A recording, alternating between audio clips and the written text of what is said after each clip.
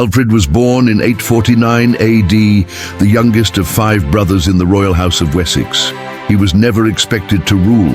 In fact, as a child, Alfred showed more interest in books, poetry, and religion than in warfare. His mother once challenged her sons to a contest.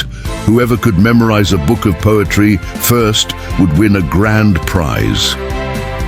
To everyone's surprise, the young Alfred won. But fate had different plans for him. One by one, his older brothers fell in battle against the relentless Viking attacks, and in 871 AD, Alfred became king at the age of just 21. Wessex was the last kingdom standing against the Viking invaders. For years, the great heathen army of the Vikings had swept through England, conquering one kingdom after another.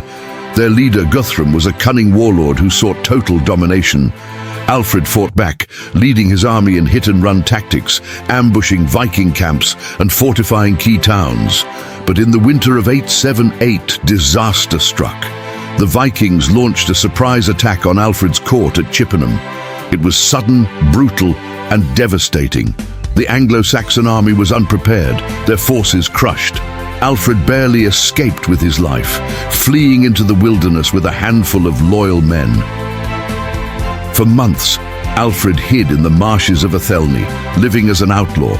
He disguised himself as a common farmer, moving between villages, gathering intelligence, and secretly rallying his men. One legend tells of the time Alfred stayed with a poor peasant woman. She asked him to watch over her baking bread while she tended to chores. Lost in thought, planning his kingdom's comeback, he let the bread burn. The woman scolded him, unaware that she was rebuking a king. But Alfred never lost hope.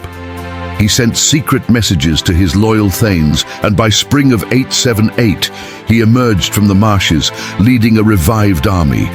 The final showdown came at the Battle of Edington. The Anglo-Saxons fought with everything they had, and against all odds, they won.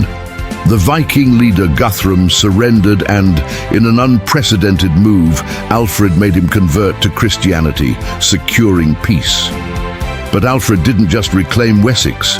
He had a vision for a stronger, more unified England. Instead of waiting for the next invasion, he built an unstoppable defense system. He ordered the construction of burhs, fortresses across England, strongholds that would protect people from future attacks.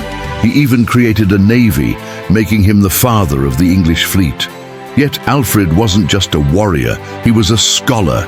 He introduced new laws, ensuring fairness in his kingdom. He also believed that knowledge was power and wanted his people to be educated.